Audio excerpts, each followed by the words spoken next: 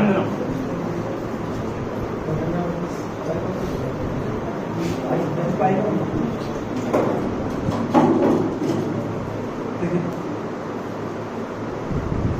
एक आपके पास binomial expression है x माइनस 3x स्क्वायर के पावर m, ठीक है।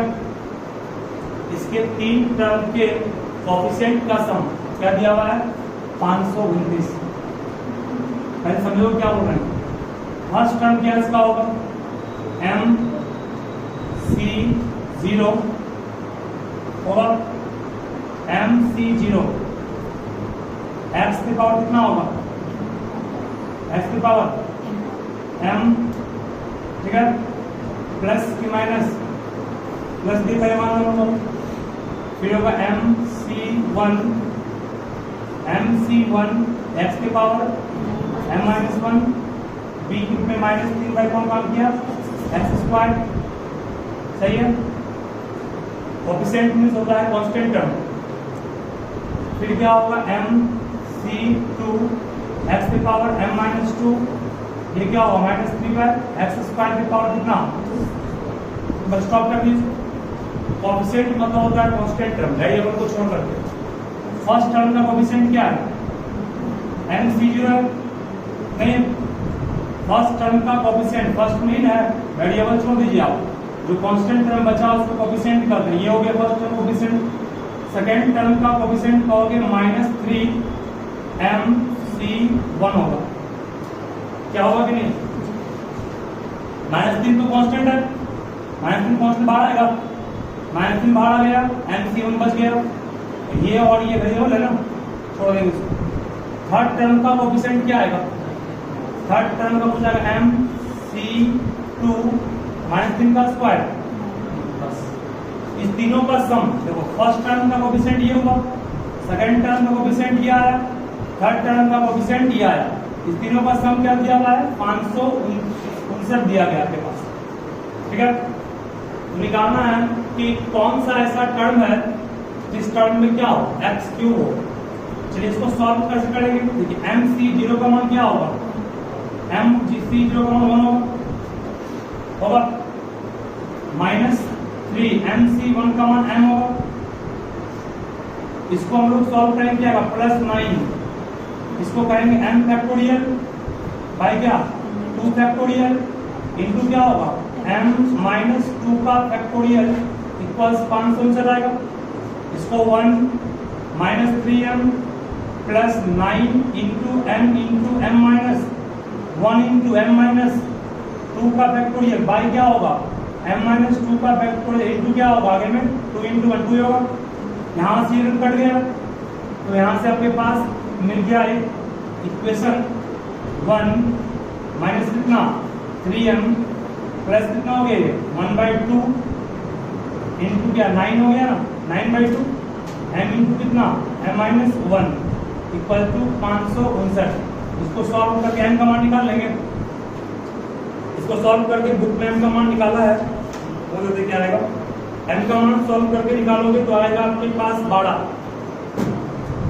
On solving. इसको सॉल्व करोगे सॉल्व खुद से कर लोगे ऑन सॉल्विंग सॉल्व करोगे m का मान क्या आएगा m का मान आएगा 12, ठीक है। तुम लोग गड़बड़ करो m का मान 12 निकाल लिए। m का मान 12 निकालने के बाद आपको निकालना find the term of expansion containing x³। मतलब एक ऐसा टर्म निकालो इसमें x का पावर कितना हो 3। तो कैसे निकालेंगे जब उसको पढ़ा चुके हैं। लेट RH R+1 इस टर्म को कौन टर्म करते हैं R+1 T5 आता है इसको T4+1 लिखे है ना। एक्चुअली में टर्म तो फिफ्थ है बट लिख रहे हैं 4+1। मान लेते हैं late R+1th term contain what x³।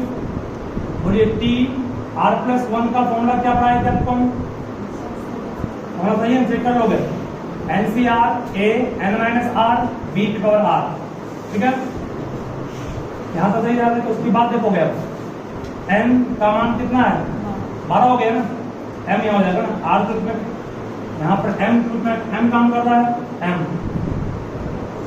c r, m means कितना हो गया 12, a मतलब कितना हो गया, a मीन्स x पे पावर कितना 12 minus r into b, b मतलब माइनस 3/x² पे पावर, ठीक है। ये हो गया हम लोग का r प्लस 1 टर्म। अब इसमें आप x को साथ कीजिए और कांस्टेंट बाहर निकालिए तो 12cr, इसमें माइनस, इसको लिख सकते हो क्या -1 पे पावर r, -1 है यहाँ पर, बाहर कर लिए तो यहाँ क्या बच गया आपके पास, बच गया x पे पावर 12 माइनस r इंटू 3 पे पावर r बाय x पे पावर कितना हो गया 2r, सही है। मतलब कांस्टेंट टर्म को अलग करके रेडियल अलग करेंगे, आपके पास अब कॉन्फिशिएंट बच गया -1 पे पावर r, 12cr इंटू क्या 3 पे पावर r, वेरिएबल में क्या बचा आपके पास x के पास डिवाइड में है, बेस सेम तो पावर घटता है ना, 12 माइनस r में क्या घट गया 2r घट गया, क्या बचा -1 पे पावर r, 12cr 3 पे पावर r, x पे पावर कितना हो गया 12 माइनस। अब यहाँ पर चाहिए क्या आपको, x पे पावर 3 चाहिए ना, टर्म कंटेनिंग x पे power 3, therefore according to question कहोगे इसे 12 माइनस 3r को किसके इक्वल है 3, इसको x भी बनाना है ना, तो यहाँ से बोलिएगा 15, 12 में 3 का कितना 9 बचा, 9 इक्वल टू क्या हो गया 3r, इससे r का मान क्या आ गया 3, r का मान 3, तो दिस फाइंड द टर्म, बोलिए r का मान 3, तो 3 प्लस 1 यहाँ पर पुट कर देंगे हम लोग तीनों, r का मान 3 पुट करने में क्या आएगा -1 पे पावर 3, 12c 3 के पावर 3, x पे पावर 12 में 9 गया, सॉल्व कर लेंगे इसको, दिस इज योर आंसर, ठीक है। इस क्वेश्चन में कहा कि इस एक्सपेंशन का पहला 3 टर्म का कोएफिशिएंट, कोएफिशिएंट मतलब वेरिएबल को छोड़ दीजिए, तो क्लास 9 में आप याद किए पढ़े थे 2x³ प्लस दिया हुआ है 2x² minus x plus 1, coefficient क्या इसका 2 होगा, फिर 2 होगा और क्या होगा -1, इसको हम कोएफिशिएंट कहते हैं, जो कांस्टेंट टर्म होगा उसको कोएफिशिएंट कहते हैं। इसके एक्सपेंशन के पहले 3 टर्म, पहले 3 टर्म मतलब फर्स्ट टर्म जिसको एक्सपेंड किया जाएगा, सेकंड टर्म ये आएगा, थर्ड टर्म ये आएगा ना फॉर्मूला से, उसका पहला 3 टर्म का कोएफिशिएंट ये है, कोएफिशिएंट मतलब कांस्टेंट बाहर निकाल लिए, ये हो गया, इसका भी कांस्टेंट बाहर निकाले, कांस्टेंट बाहर निकाले तो -3 का स्क्वायर क्या हो गया 9, ये भी कांस्टेंट है ना, इस तीनों का सम क्या दिया हुआ है 559, इसको सॉल्व करेंगे, m का मान क्या आएगा, सॉल्व किए नहीं हम, सॉल्व इसके बाद तुम लोग एलसीएम में सॉल्व करोगे इसको, m का मान कितना आएगा 12, m का मान 12 निकालने के बाद अब पूछ रहा है कौन सा ऐसा टर्म है जिसमें x³ होगा, मान लीजिए r प्लस 1 टर्म है, r प्लस 1 टर्म का निकाल के फॉर्मूला आपको ये, इसमें एक रूप में काम कौन किया x किया, b के रूप में काम कौन किया -3/x², इसको सॉल्व करते चले हम लोग लास्ट तक पहुंचे। अब यहाँ पर पावर चाहिए x³ मतलब 12 माइनस 3r का मान क्या होगा, 12 माइनस 3r का मान, तीनों को यहाँ से r का मान निकाल,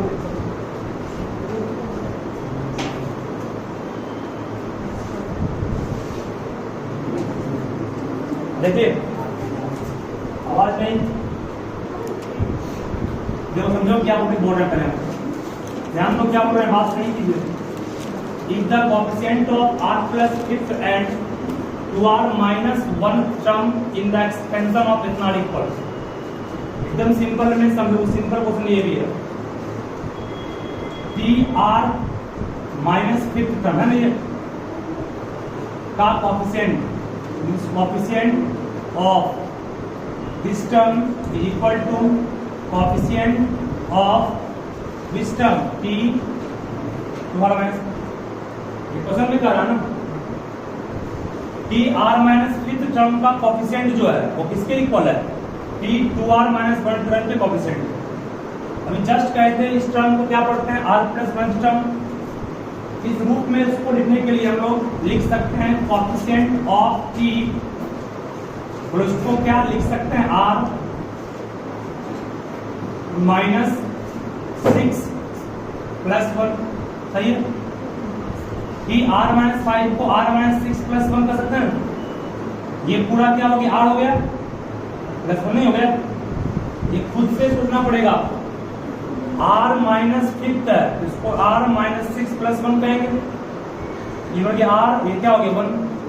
इस तरह यहां पर लिखेंगे हम लोग c, the coefficient of t 2r plus -2 plus कितना 1, ये भी सही है। मतलब यहाँ पर r ग्रुप में काम कौन किया किया, चलो अब ध्यान सुनो क्या बोल रहे हैं। c ऑफ मतलब coefficient of, c of means coefficient of, ठीक है।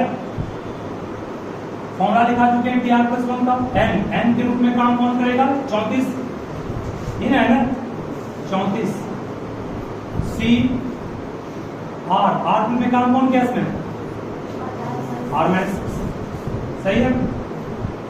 फिर क्या a मींस 1 होगा ना, a मींस 1 पे पावर कितना n - r मींस 34 - r-6, सही है। फिर b मींस व्हाट x पे power r means what r-6, ठीक है ना। मतलब एज यूजुअल जो आपके पास फॉर्मूला था उसको ऐसे लिख दिए, सिर्फ यहाँ पर सेट करना था r-5 को r-6 + 1 कहिएगा, r के रूप में काम r-6 किया, 1 को 1 के रूप में छोड़ देंगे, क्या ठीक है ना। इसका ही अब फिर 34 c r के रूप में काम कौन किया यहाँ पर 2r-2 r हो गया ये। फिर a मींस भी क्या हो गया, इसी को इसका एक्सप्रेशन है 1 पे पावर कितना n - r, n मतलब 34 - r means 2r-2, b means x हो गया, पावर कितना r है, r ग्रुप में काम कौन कर रहा है 2r-2, बस तो स्टॉप किए, सॉल्वेंस नहीं हुआ ये। अभी ये हम लोग फॉर्मेट पर सिर्फ सेट किए इसको, अब सॉल्व करना शुरुआत कर रहे हैं। 34 c r-6, एक पर पावर कुछ भी हो सॉल्व करने कोई काम नहीं इसको, एक भी पावर कुछ भी अपने आप बन हो गया, एक है ना, एक की पावर कुछ बन हो गया, हट गया, x के पावर क्या बचा r-6। और यहाँ पर 34 c 2r-2, 1 की पावर कुछ भी हट गई, ये भी x की पावर क्या बचा 2r-2, ठीक है। कोएफिशिएंट से मतलब आपको है, ये तो पर टर्म है ना, therefore according to question coefficient के नाम को है, ये टर्म अभी तक ये कोएफिशिएंट नहीं था, अभी तक हम लोग सिर्फ टर्म किए हैं, टर्म के अकॉर्डिंग कोएफिशिएंट निकल, कोएफिशिएंट ये होगा ना, वेरिएबल को छोड़कर जो बचा कोएफिशिएंट है, तो 34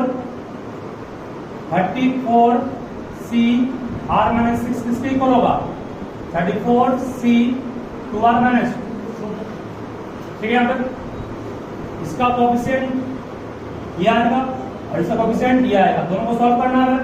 अब दोनों को सॉल्व कैसे करेंगे, कहा चुके पहले भी आपको, दोनों में कौन बड़ा है ढूंढेंगे उस चीज को। 34 c r-6 और ये 34 c, इसको 2 और कॉमन निकाल लें, कितना आएगा r-1।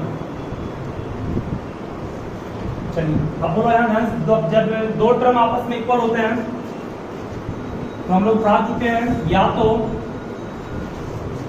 दोनों का ये सेम होगा, पढ़े हो कि नहीं, r-6 = 2 × r-1 होगा, या फिर आप ये भी पढ़े थे एक मिनट यार कंफर्म कर लो, NCA इक्वल था ना NCB, या तो A इक्वल्स B था, या आपके पास था NCA equals NC n-B means A equals क्या आएगा n इक्वल्स A + B आएगा। मतलब एक और लिख सकते हैं हम लोग क्या 34 इक्वल्स A ये हो गया ना, प्लस B के रूप में काम कौन कर रहा है 2r-1, इसको सॉल्व करो कितना आएगा r-6 = 2r-2, सॉल्व करके कितना आएगा ये 2r माइनस ना आएगा, ये -4 आएगा हमारे ख्याल से, r का मान कभी नेगेटिव नहीं होता है, ये गलत, ये नहीं होगा। इसका ये 34 इक्वल्स r-6 प्लस कितना होगा 2r-1 2 होगा। यहाँ पर 34 प्लस 6 प्लस 2 इक्वल्स कितना 3r 42/3 इक्वल्स r, इससे r का मान क्या आ गया 14। ये सही है, ये इसका आंसर हो गया। यहाँ पर फिर से बोल रहे हैं, ध्यान दें आप, कोएफिशिएंट को सेम किया गया। क्यों? क्वेश्चन में कह रहा है कोएफिशिएंट दोनों का सेम है। Coefficient means constant term. Same करने के बाद ये दोनों टर्म आपस में इक्वल कब होगा? जब ये दोनों इक्वल हो या फिर ये दोनों इक्वल हो या फिर n इक्वल्स क्या लिखा है आपको, a प्लस n इक्वल्स क्या लिखा है a प्लस b ना। n के रूप में काम 34 किया, 34 इक्वल्स a ये हो गया ना प्लस b ये हो गया। सॉल्व कर लीजिए, ठीक है। x कब नहीं होगा, जीरो हो जाएगा। ये जीरो कब होगा? 6 माइनस 2r/3 इक्वल टू क्या लेंगे 0। इससे कहोगे सर 6 इक्वल टू क्या आएगा 2r/3, 2 3 या 6 कर दिया, 3 3 क्या हो गया 9। r का मान कितना हो गया 9। r का मान 9 कहाँ पुट करेंगे? r का मान यहाँ पुट कर देंगे, मिल जाएगा टर्म कौन सा।